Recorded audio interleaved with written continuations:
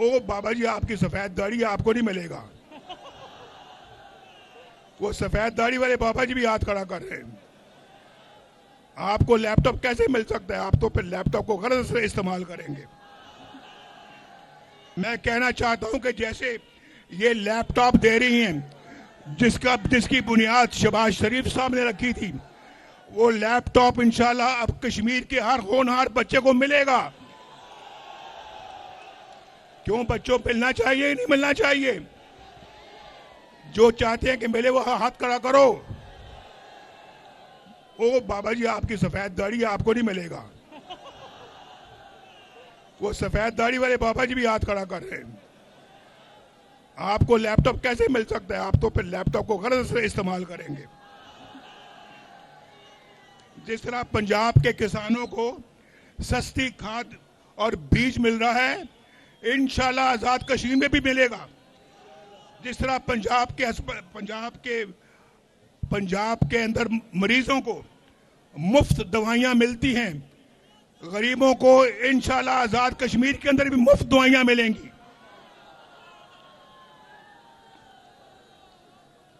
मैं आगे कैंसर के अस्पताल का और बच्चों के अस्पताल का और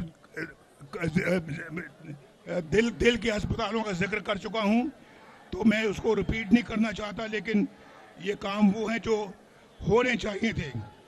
और फिर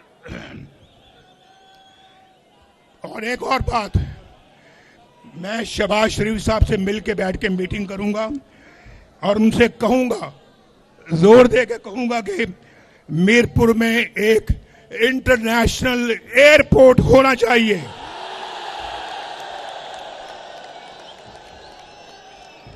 कितने हैं जो इसके हक में हैं? इसके हक में जो हाथ खड़ा करें, हाथ नीचे करें। जो इसके हक में नहीं है वो हाथ खड़ा करें। जो इसके हक में नहीं है वो हाथ खड़ा करें। अब फिर दोबारा, कितने हैं जो हक में हाथ खड़ा करें?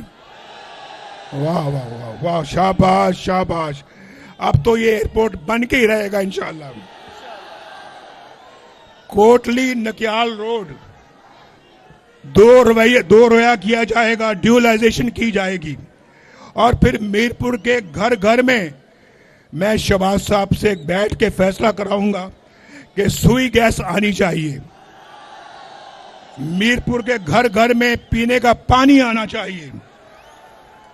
और फिर लोहार गली और लीपा वैली में टनल बनाएंगे, जो कि आपसे दूर है, लेकिन वो भी सुन रहे हैं जलसा, और उन तक ये पैगाम पहुंचना चाहिए कि हम उनके बारे में भी सोच रहे हैं।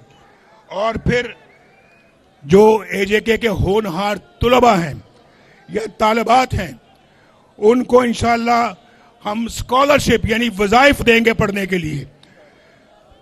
आपको पढ़ने का शौक है या नहीं है? यार मुझे झूठ ना बोलना, झूठ नहीं बोलना, सच बताओ, शौक है या नहीं है?